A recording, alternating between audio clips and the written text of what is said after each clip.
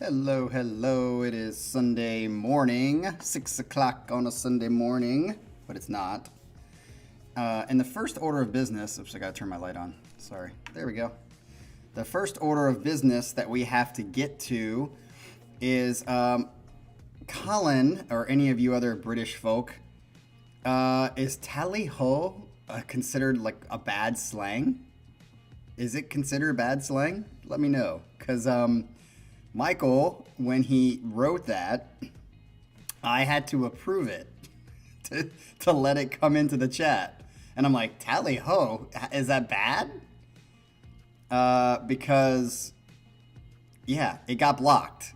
The comment got blocked. Maybe it's because like YouTube didn't know what it was, but I literally had to like unblock it for it to show in the chat.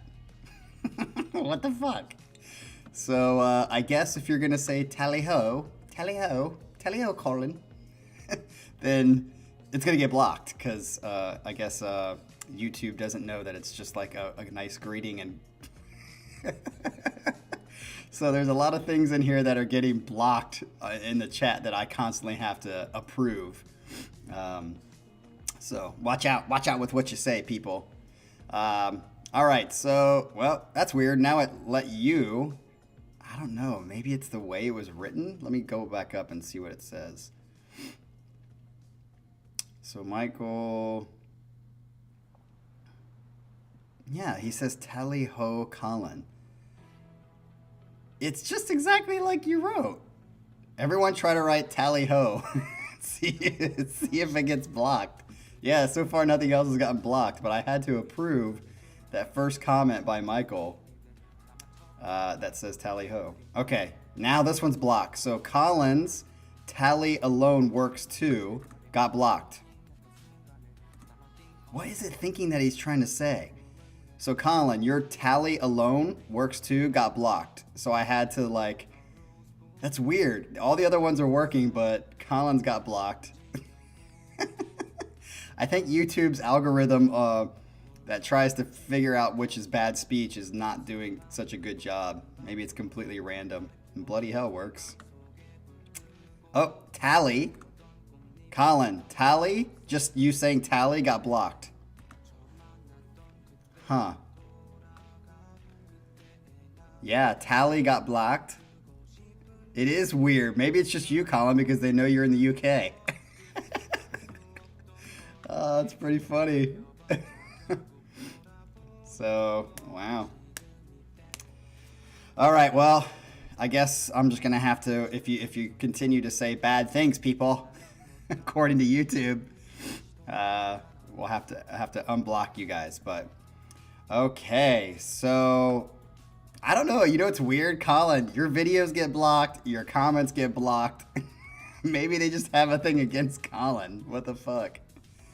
Yeah, they are watching you. Okay, so today we have for you Michael Herman's set. Michael was nice enough to correct my pronunciation because I was calling him Hoerman because it's spelled like Hoermann. So that to me, when I look at it, looks like Hoerman. But it's not. I guess it's Herman. So Mr. Michael Herman is going to have his set today, and I'm excited for it. So we're going to get right into this. It's horny, man. How about that? Do you like that, Michael? Can we call you horny, man? Are you horny, man? So thank you for correcting me anyway. And maybe you shouldn't have, because now that you've brought attention to it, Mr. Baggins is now going to make sure everyone calls you horny, man. I think that's pretty funny, actually. All right, let's get into it. Oh, this has been blocked. So, Michael, I haven't been a whore man in a long time. Was blocked. So, yeah, I just unblocked it for you. There you go. All right, let's get into this set. Michael Herman says, I'm going to call this the eclectic mix, as there will be some different styles in here. Actually, having a hard time deciding on which songs and in what order, but here is the best I can come up with for now. So the first song we're going to be listening to is by the great Tommy Emmanuel, playing the Cannonball Rag. I don't know if I've heard this by him before. Just Tommy at his best. He's playing a fun tune with lightning fast finger picking and some shredding as well on an acoustic guitar, which is definitely much harder than on an electric guitar. So here we go with Tommy and the Cannonball Rag to start us off. Let's go.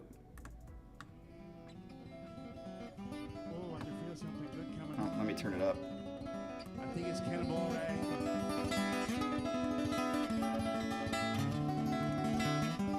I can feel something going on, man.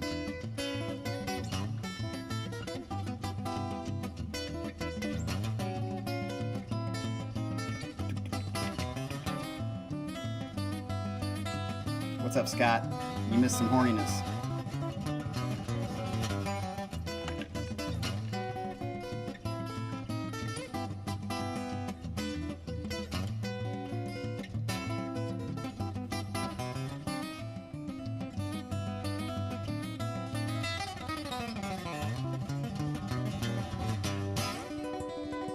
Oof. It's beautiful. Ooh, I don't hear that like hammer on.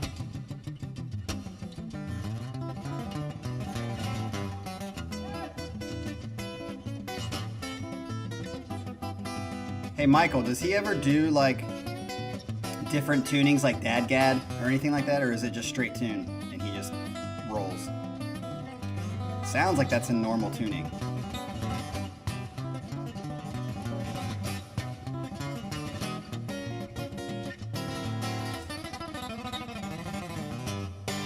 Nice. Is that it? That was quick. All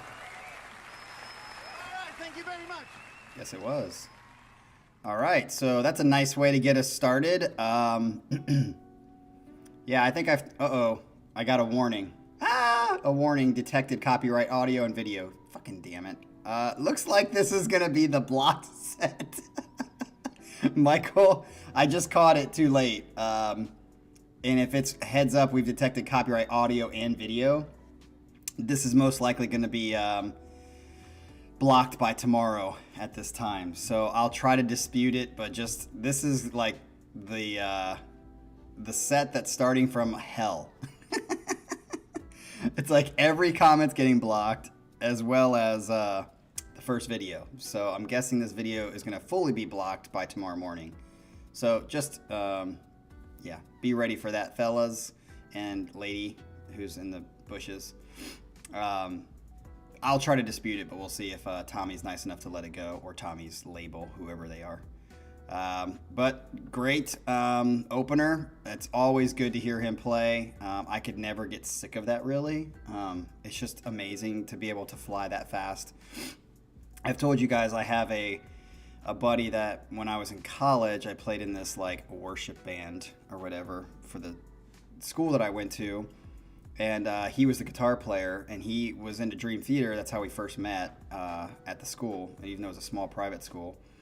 And I went over to his house, and he was like, at that time, I mean, this is back in 1996, would have been, 96, 97. He was doing all of this, like, tapping, like, all this other, like, mixture of fingerstyle rhythm guitar on acoustic. He was the first person I ever saw do it, and it was before, I'm sure there was other people doing it, right? Because his legends that he looks up to are like something Hedges.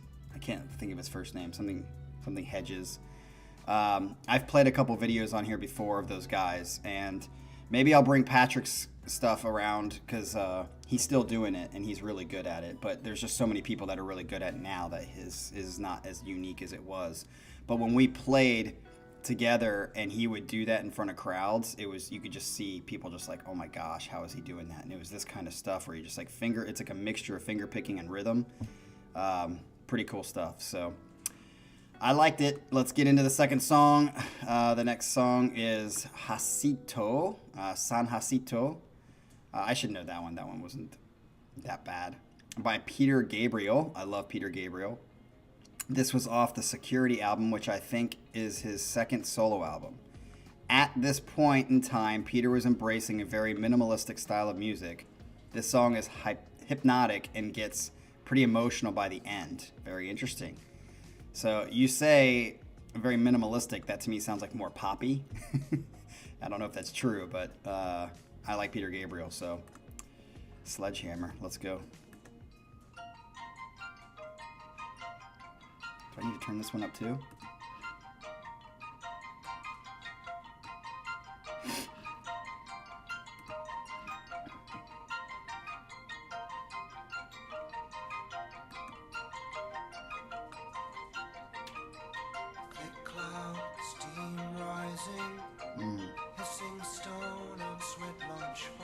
Definitely don't know this song.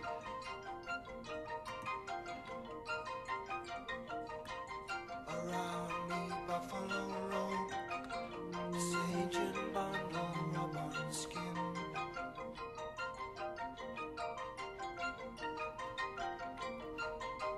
Outside, cold air, stand, wait for rising sun. I've got it turned up, dude. I turned it up. Red paint, eagle feathers. I'll turn it up a little bit more, but if it breaks in. Calling, it has begun.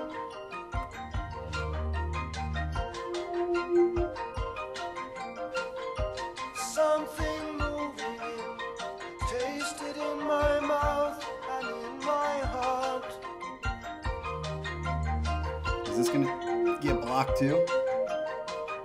It feels like dying slow.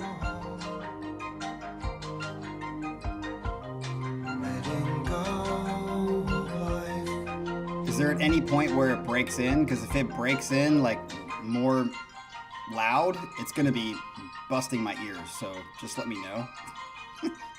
Or if it stays like this the whole time, we're good. But I've got it on max.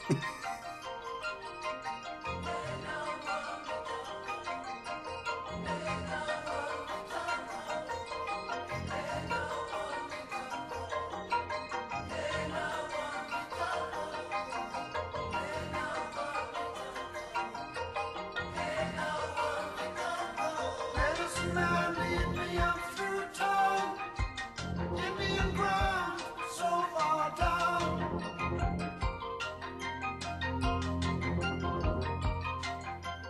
Color band, each house a pool.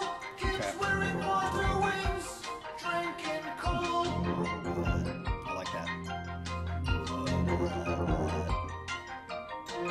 Follow dry river. Yeah, Omar, I can hear that a little bit. Watch scouts and guides make Dun, powwow dun. signs. Dun, dun, dun. Past Geronimo's disco, Sitting Bull Steakhouse, White Men Dream.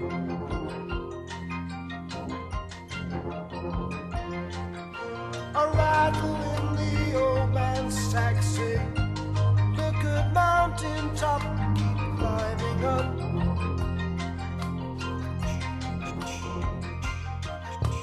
Way above us, the desert snow, white wind blows. Adrian, I'm guessing you know, I hold the line, he's got a great voice. the line of strength that pulls me through the field. This reminds me of that famous Silent symptom, In Your Eyes song. I hold the line.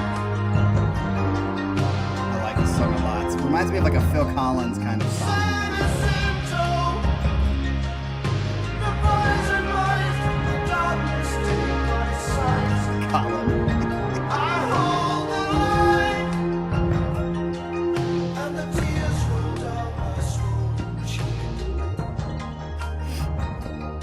I like this. This is I'm good. losing it, getting weaker.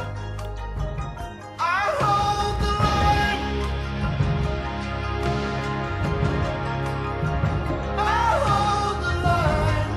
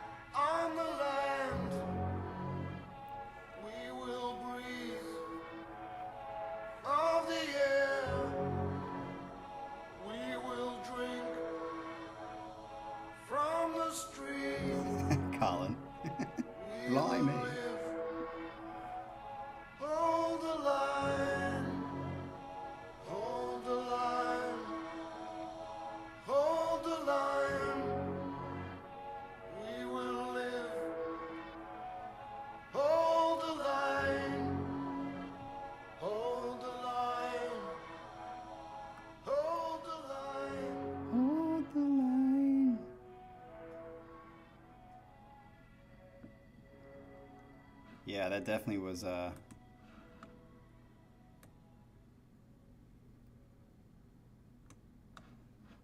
right, so we are back. Again, I can't express or explain enough that I like minimalism or whatever. Just like chill songs that don't necessarily have to go anywhere. If that's all you get, that's a problem for me. I get bored. But the same happens when it's just too over the top and technical. That's why I've always said I like the balance of in between. Some songs like this, and that's why I like these sets, because these sets you can get like a really technical song and then you can get a song like this and it's just nice. It's like traveling through a forest and seeing different trees. It's really nice. You don't want to see all like bamboo trees are really cool. Like when I went to Hawaii, climbed up this mountain, it's just like all bamboo. It's just like such a cool, or all pine trees. It's such a cool view, but then it gets, boring. If you have like a section of pine, a section of bamboo, for me, it's better. So that's the way I am. All right. So we are on number 3. Number 3, it says for Baden. I'm guessing that's how you say it, for Baden, like for Bolton. Written by Jack Wilkins and performed here with Jimmy Bruno. Remember, he called this the eclectic mix, so it's going to be a mix of things. Eclectic. Now, I've met both these guys, and to me, they are 2 of the top jazz guitarists out there, though both are older now, have slowed down, play out less, etc., etc., etc. Jack is pretty straight-laced and a gentleman. Jimmy is a wild party guy with a great sense of humor. My wife brought home a CD of Jimmy's back in the 90s, and we went to see him at the club in NYC. I got him to come to our table to have a beer with us and chat behind sets. How cool. Did you roofie it too? I hope you did. My wife told him that she had discovered him since neither of us had heard of him before. He signed the CD saying, "Dear Claudia, thanks for discovering me." Jimmy Bruno. Anyways, jazz players are amazing. To do this song, Jack knew the melody and plays it. Jimmy just had a sheet with some basic chords on the floor in front of him for this tune, but you will see Jimmy and Jack, when Jimmy is soloing, doing what jazz guys call comping, basically using all sorts of chord substitutions to make it sound more interesting and complicated. He's making it up as he goes. For example, the chord sheet may show a C major 7 chord for 1 bar, but Jimmy and Jack might do the C to A minor 7 to E minor 7 to B diminished 7 on each beat of the measure. And of course, their soloing is off the top of their heads, improvised, and would never sound the same every time they play the tune. Anyways, I learned to play jazz like this, though not all that great, to be honest. But it was fun learning how they do it and being able to make up stuff on the spot.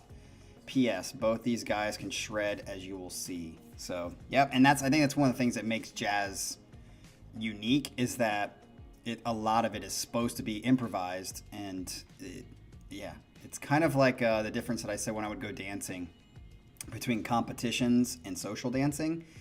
I didn't. There is a uniqueness and a talent and an understanding of greatness about competitions, because they have to like pre-think and come up with the best moves to match the song. But in my opinion, that is much easier to do overall than just dancing with a person and coming up with stuff on the spot that matches the song.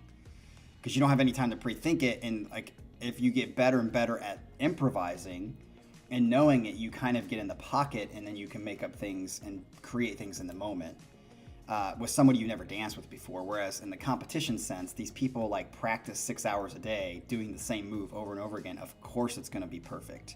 Again, it's that difference between in drumming, like the metronome kind of drummer versus the feel drummer. And I personally tend to like the feel drummer. Like even if you're not completely on the beat all the time, that it's got more motion to it and realness to it than a metronome. It's like, yeah, sure, you can do like, but if it's like, just better to me. So it's kind of similar. So that's why I like that about jazz. I think that kind of improvisational technique skill that you develop through jazz is being more and more lost as we get into more. Remember I said, like, I think since the 80s it's been going downhill. I think that's one of the things that's been going downhill is jazz is becoming less and less prominent like classical did. And those are the two kind of like, you know, technical sides of music that are now we're turning into this like non-technical side for a long time now, for a couple decades. But that's just my take on it. So, all right, here we go. Let's see how this goes. A while ago. Well, you could tell them about. Oh yeah, that's the tune I wrote for. Yeah, right. It's a tune I wrote for one of my childhood heroes, Baden Powell, and I thought the title was catchy. I wrote it for Baden. Very cool. And of course, I didn't do my homework, so I have to read it. What are these dots?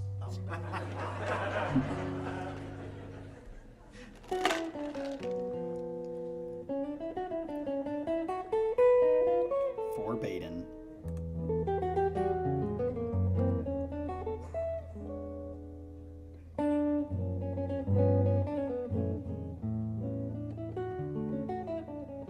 I would love just to be able to play guitar like this. It's just, this kind of music is so dinner great music, like just to be at dinner.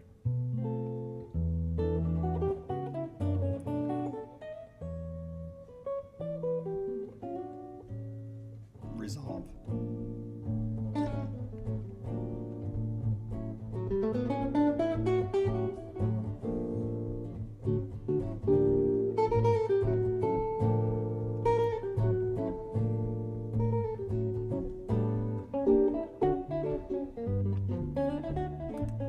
I'll turn it up a little bit.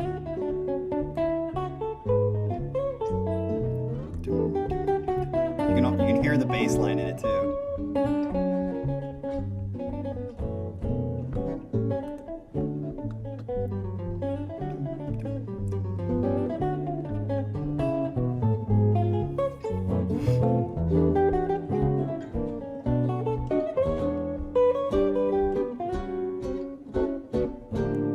Love it. Yeah, I like that midnight guitar. It's kind of like something you would listen to at night.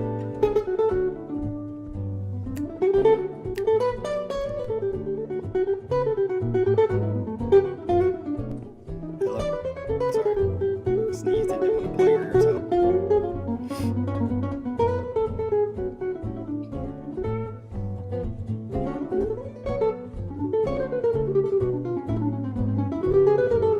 Yeah, I like this kind of stuff. I could listen to this like in the background when you're reading or something. Dun, dun, dun. Dun, dun, dun. Nice.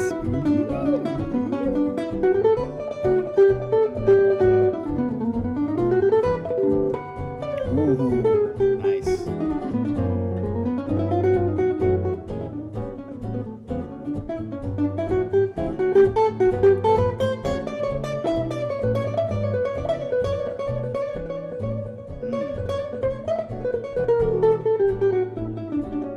Glad you picked this, Michael. I like this kind of music.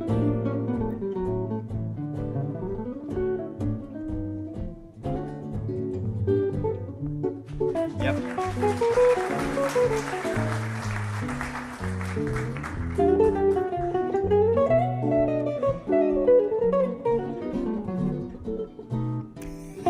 Arrow.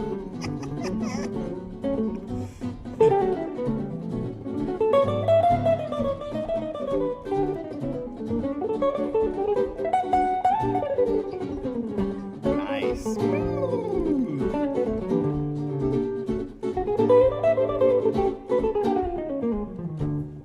Uh-oh. Jeff, that just got blocked. Tally-ho arrow got freaking blocked. Weird.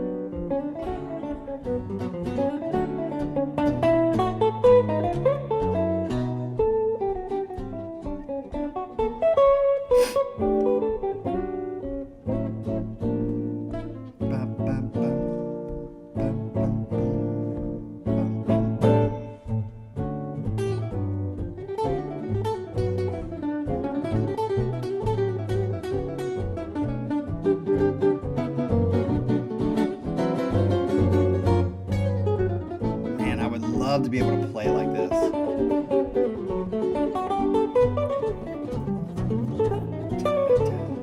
More so, like, I feel like technically I could play like this easier than, like, my problem is I just don't know the theory enough to be able to play like this. And to me, that's always been the thing that's held me back in music, is I just don't know enough theory. I never took enough good time to really study it.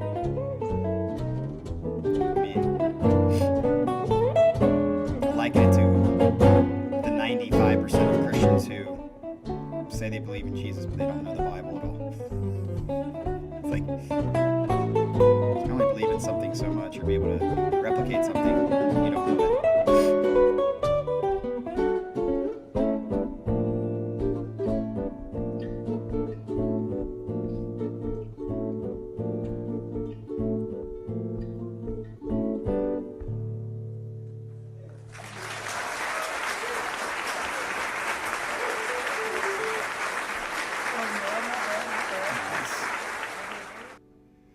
All right, so with that, it's interesting that Scott says that, because I could agree, but I also think there needs to be an ability to just sit back. It almost forces patience. I think one of the reasons we can't do that anymore is because, I don't know, I feel like we're in this constant need of something new. I think that's one of the problems with the global world, is like the technology advancement causes us to need something new more quickly instead of just being able to rest in something as much, just overall. But I would agree that, like, that would be considered more, it's like, it's amazing and it's cool, but it is more background music for me. It is, like I said, I would like to listen to this while reading a book. I wouldn't be concentrating on the music because I couldn't read the book then.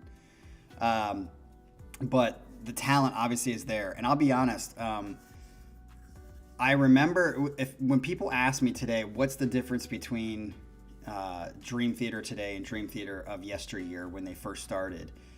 And I think they're pretty much within the same ballpark in a lot of ways. But one of the ways that I think is distinctly different is with John Petrucci.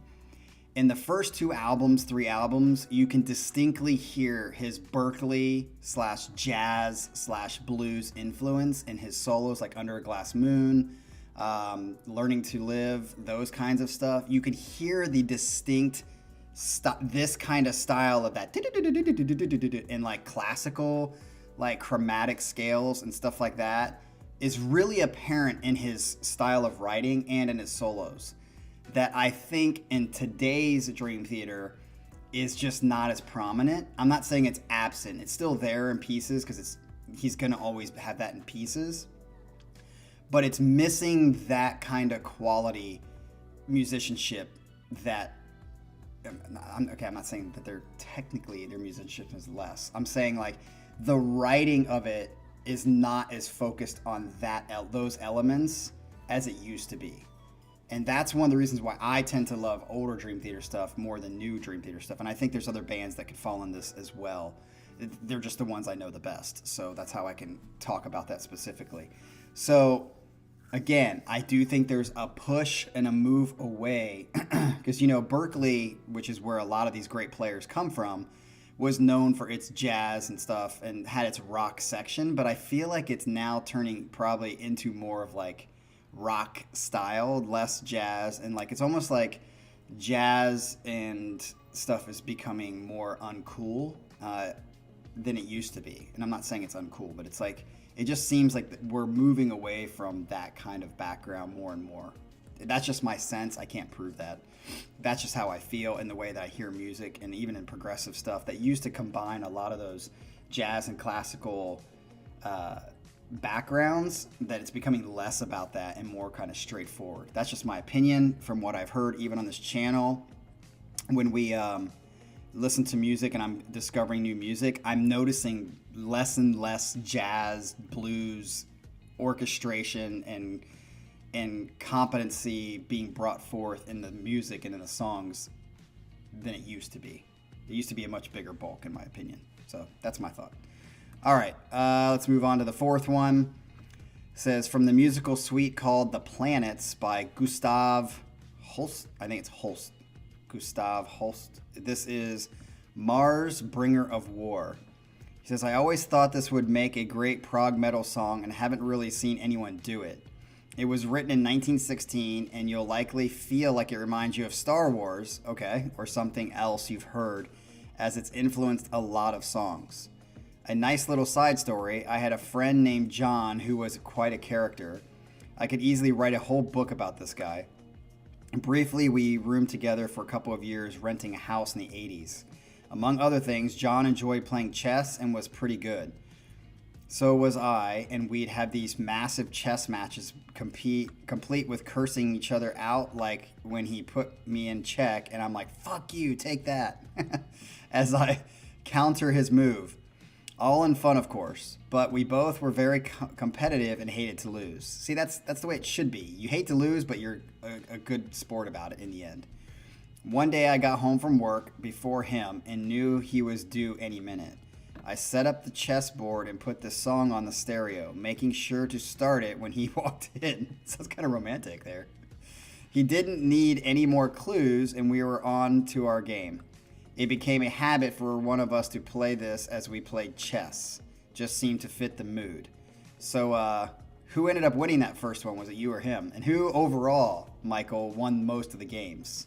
Was it him or you, if you kind of could guesstimate? All right, here we go. Let's just listen to this Star Wars track.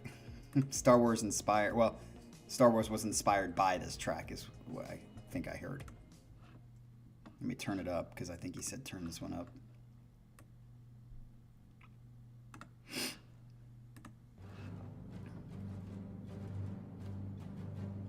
Okay, I definitely hear the Star Wars already.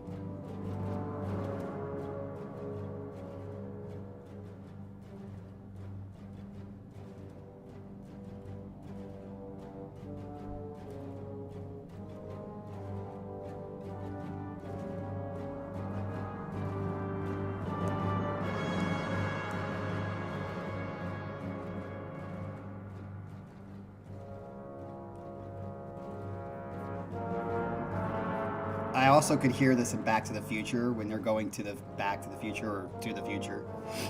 Kind of reminds me of that. Or Alien.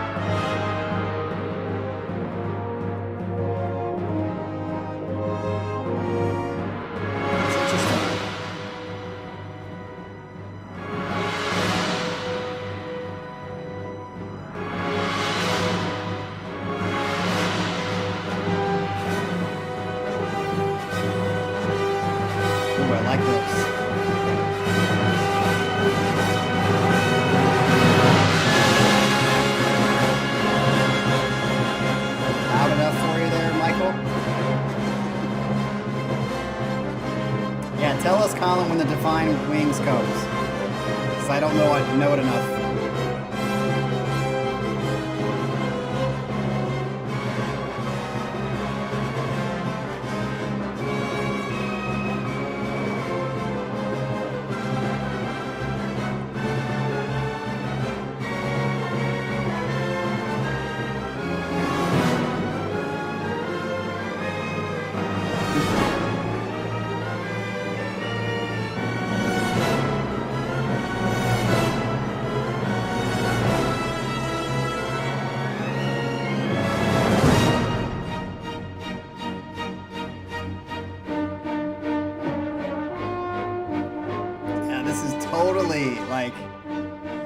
I'm just imagining Michael playing chess to this, like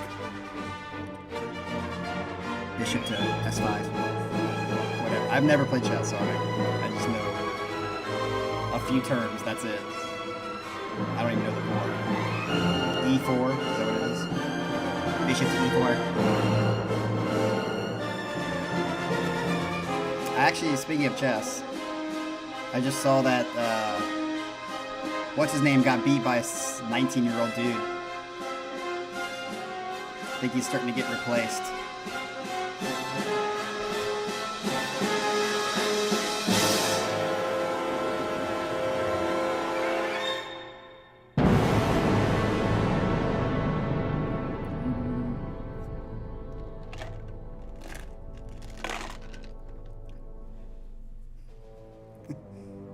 Bishops to queens 4, motherfucker. How you take that? Bend over and take it like it.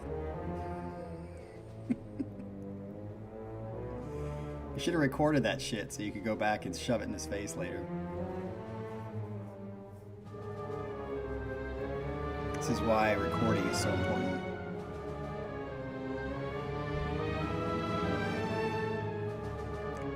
This song is going on a playlist for sure. I like it. Definitely can't sleep to it though. Ooh, that sounds familiar.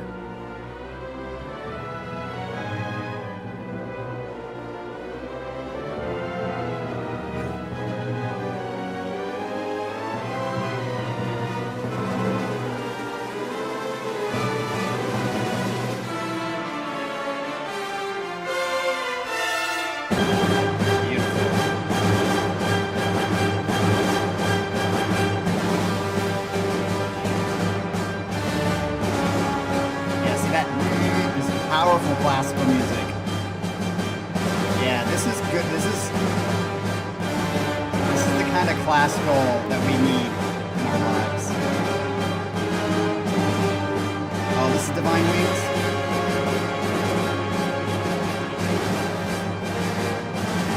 Okay, I'm gonna have to listen for this when I go back to Divine Wings.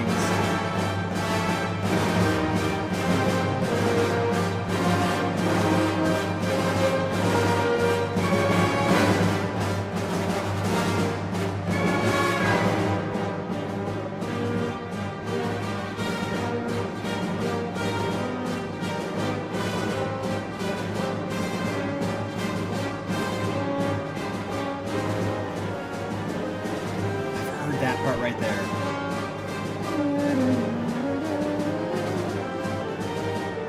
Where's that from?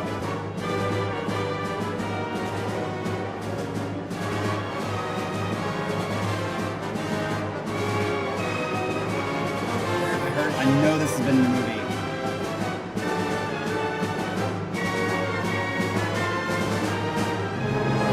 Just after the choir opening. Okay, I'll have to listen to it. Specifically for this. I'm trying to think of what movie this was in. This part in particular.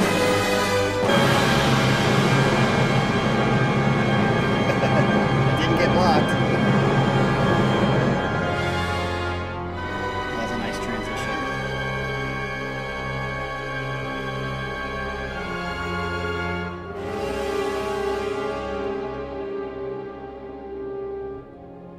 See, I feel like this kind of classical tells a really good story. I don't know what it is, but you know, the famous piece is the Nutcracker piece, but to me that's not nearly as powerful as this. Oh shit. Colin, it just got blocked.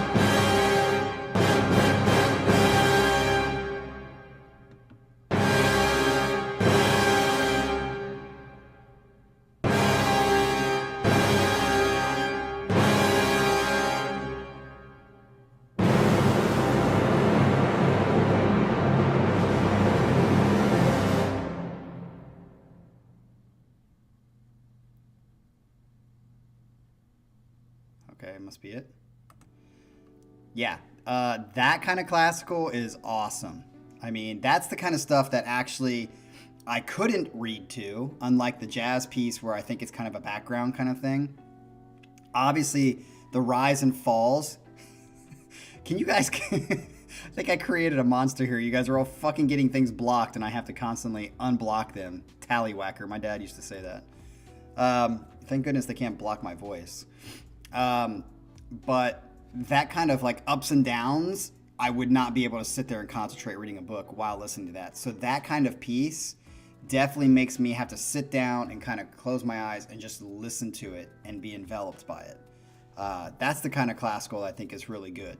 I really like that. So nice risk taking there, Michael. And I think for the most part, people enjoyed it. So yeah, awesome. All right, let's get into the final piece for today, which is a known piece. And this is Hemispheres, Cygnus X1, Book 2, by Rush. I think this album was their best, and this song may be their absolute masterpiece. Best of anything they've written, according to Michael. This 18-minute tour de force starts with an instrumental prelude, which uses melodies you'll hear popping up on the rest of the song. The song has several sections or parts, and I think it's going to be the fastest 18 minutes you've ever heard musically. Unless maybe if you hate Rush. Some things of note, Neil and Geddy are so tight on the bass and drum parts that almost every bass riff is mirrored in the drumming. Something that was not very common in the late 70s. Alex lays down a lot of interesting guitar parts behind the vocals, bass, and drums. Some of his best work in my opinion. I love the emotion in his first solo. Second solo I think he should have done better, to be honest. Lastly, listen to the bass part under Geddy's singing, especially in the second half of the 9/8 section. I've tried to play this bass part and sing what he sings and found it impossible. The rhythms are just too difficult or too different for me. And I would agree, that's one of the most difficult things. So this is an 18-minute banger. We're up in the Manuel Romero kind of situation here to end the set. So that's it, guys. I was dying to squeeze Lola in here, but just didn't want to leave out the other stuff. Hope you enjoy, which he did send me a video of Lola, and she's in like this red, beautiful outfit when she's playing piano. It's just beautiful. It's just over 40 minutes of music, and I'm sure Manuel Romero will try to come up with a song longer than 18 minutes now that he's heard this one. There you go. So strap in, fellas, and one lady, and let's get to this 18-minute banger to end the set. Here we go.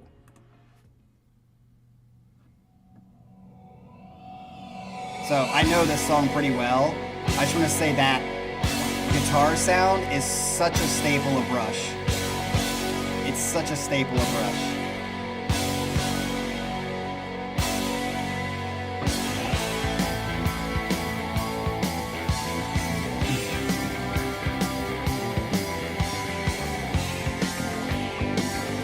Peace out, Colin. You better listen to this later.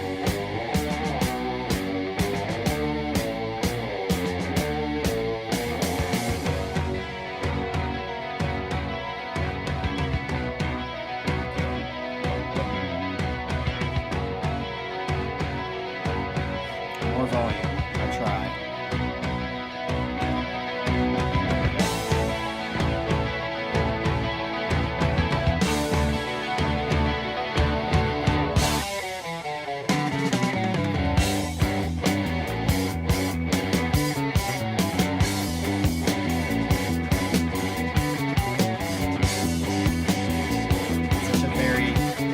There's so many staples of Rush in the song, which is one reason why I like it so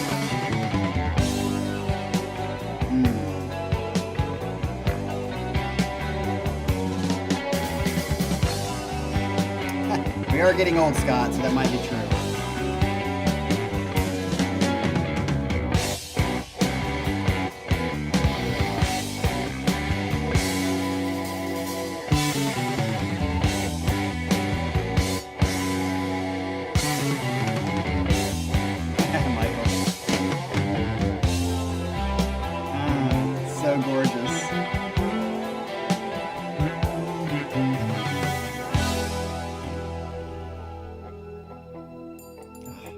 Love the harmonics.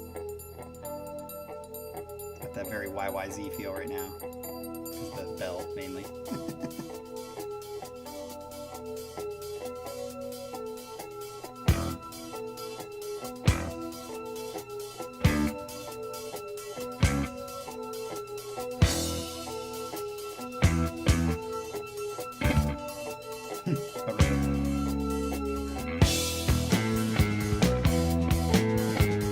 love how it starts off with that straight staccato and then just like.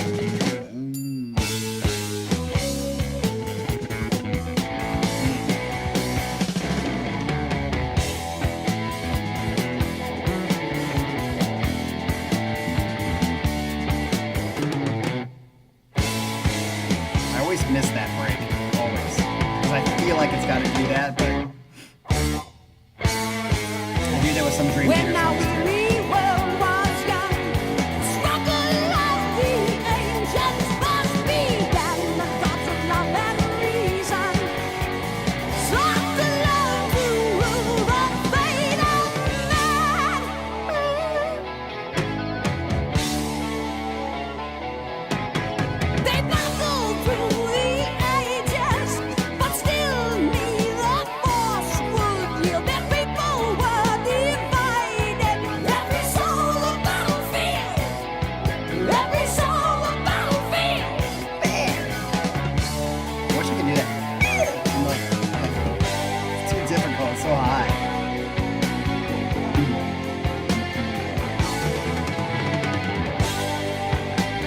Doing everything I can to hold back singing and stuff, so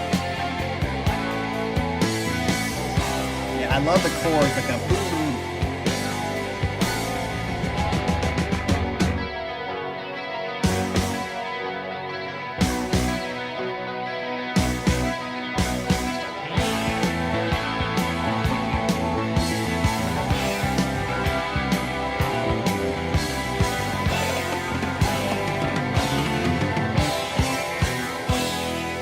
how his hand or his wrist especially doesn't get tired.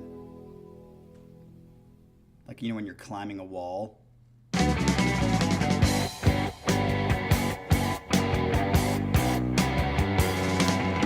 I bring truth and understanding, I bring wit and wisdom there, precious gifts beyond compare. No, you don't want me serenading shit. We can build a world of wonder, I can make you all aware. You would regret it. I will find you food and shelter, show you fire to keep you Man, warm he's rolling. through the endless winter storm. I've always thought that Geddy is the John Petrucci of Rush. You can live in grace As good as and Alex birth is, in the I don't think you can world replace that Geddy. you Not just because he's a singer, but he just, his bass parts and keyboard and melodies.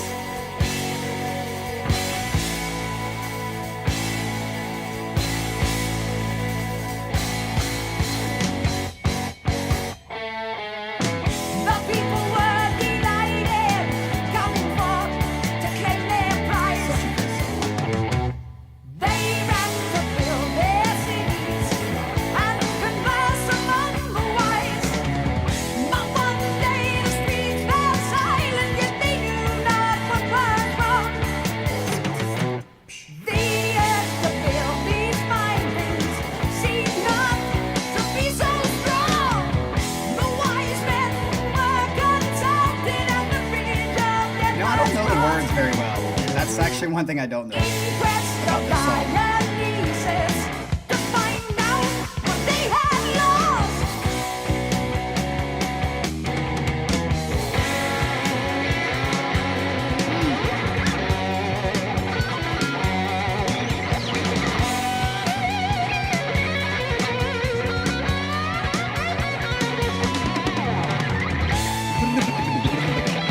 Love when drummers do that. Not like a simple. There's that bass that you were talking about in the solo.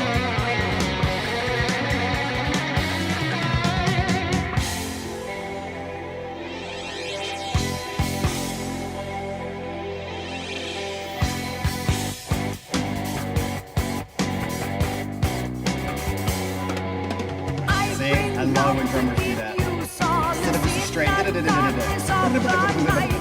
In the heart's eternal light.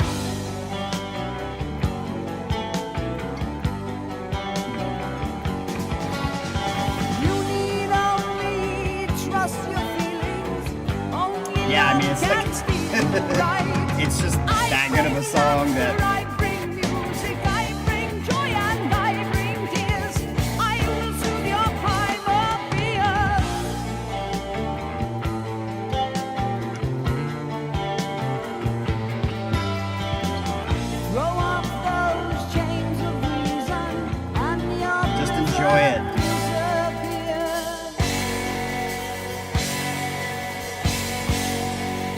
I didn't think we're halfway through yet.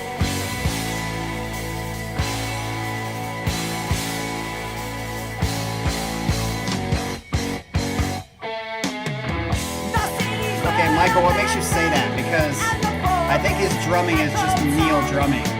It's, to me, exactly what you hear in all the rest of his songs.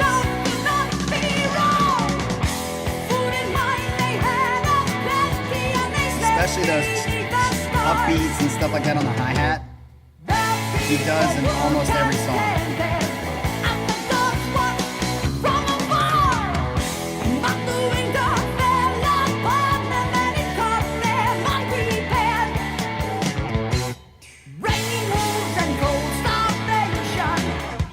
More intricate.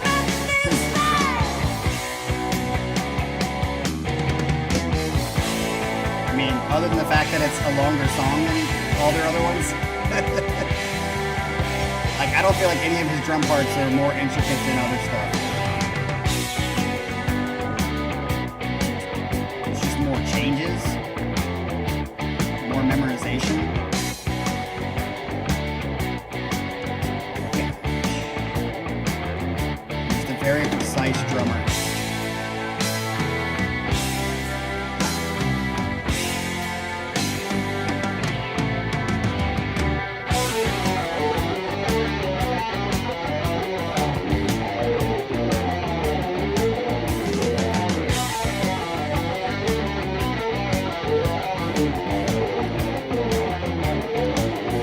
Definitely a lot more changes in this song, so.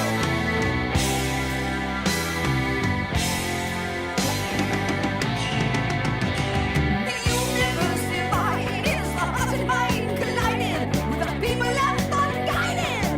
For so many troubled years, in a cloud of doubts and fears, the world was turned into hollow. I don't really know the words of the song very well.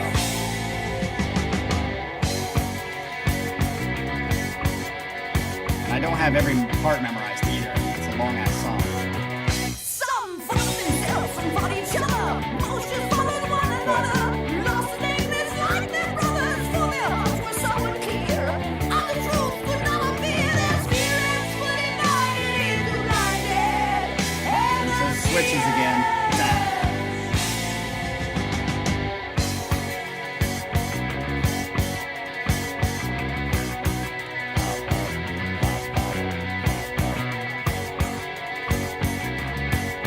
Dude, his hi-hat work is so precise. some who did not fight brought tales of woe to light. My Rocinante sailed by There you go. I night added my own little on the final tune. flight. To the heart of sickness, fearsome force, we set our course. Yeah, that's tough. For me, the bass part is the best part of this song for me. I think Neil is, you know, top 10 drummer of all time, of course, but outside of that, I don't think Neil is as... I'm not as enthralled by Neil as most other drummers are. Sorry. I think he's great. I think he's good. But he's definitely not one that I'm like, oh my god.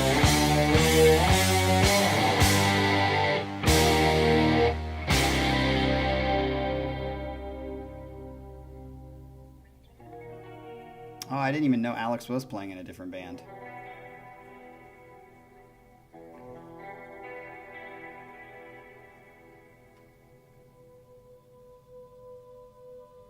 Beautiful.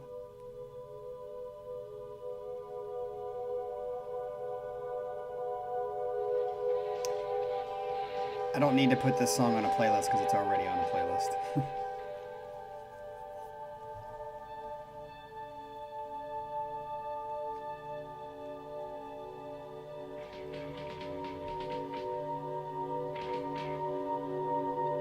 I would like to check it out. So somebody... I have memory and awareness, but I have no shape or form. I would agree, Michael, in that sense. Yeah. As a disembodied He was a trendsetter. But it's also the music, not just him, that allowed him to play like this, because other music was more straightforward. As was told, tales of old, to the city of immortals, marble white. Because you're only, especially in drumming, you're kind of limited to the kind of music you're playing for, and if it's kind of straight rock, there's only so much you can do in 4/4. But when you kind of do parts like this, I mean, you've got like such a variety of time signatures and measures that you can divide into different beats. That's why I've always said about Portnoy too, is Portnoy is in a band that allows him to diversify himself in his drumming that you just other drummers can't do in the music. I knew you were kidding, Adrian, that's why I didn't even respond to it.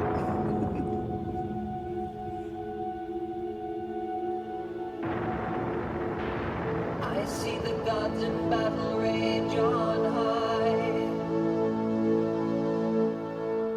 Thunderbolts across the sky.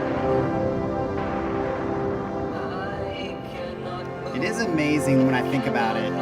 Like every song that's epic like this, Dream Theater songs, Symphony X songs, Haken songs that are this long, always have like a section like this where it's just like,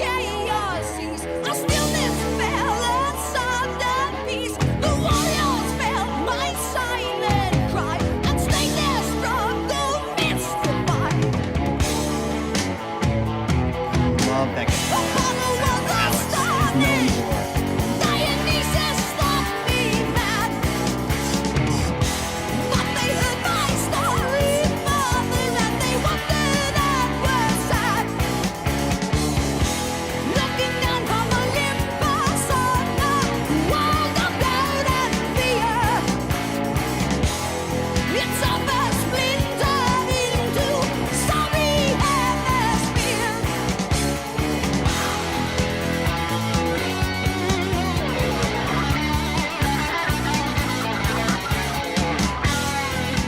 Yeah, that's Kurt Hammond for sure. The same fucking pentatonic scale and wah. They sat a while in silence, then they turned at last to me. We will call you, sing us the god of balance you shall be.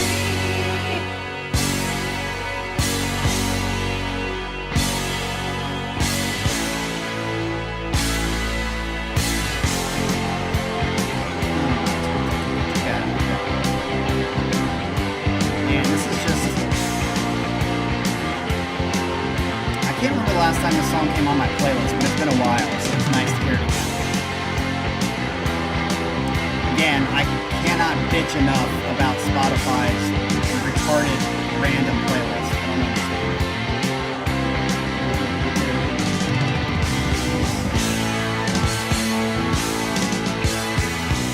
Part of it is I just don't listen to enough music throughout my day. When I'm in my car.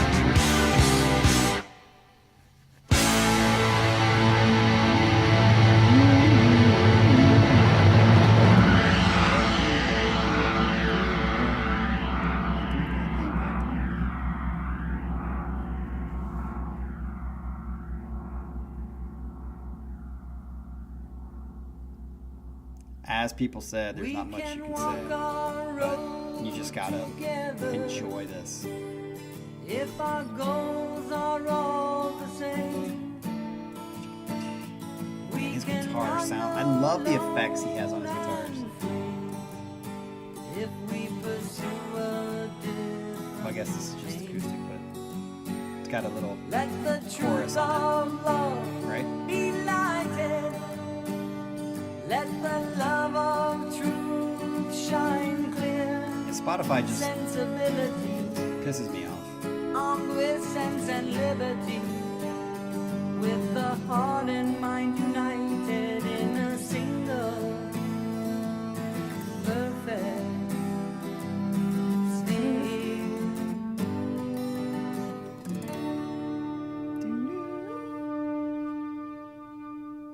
Yeah.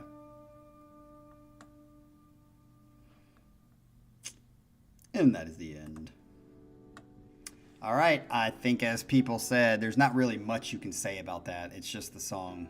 And I don't know. I mean, I guess the only thing is that's not my favorite song by them. It's great.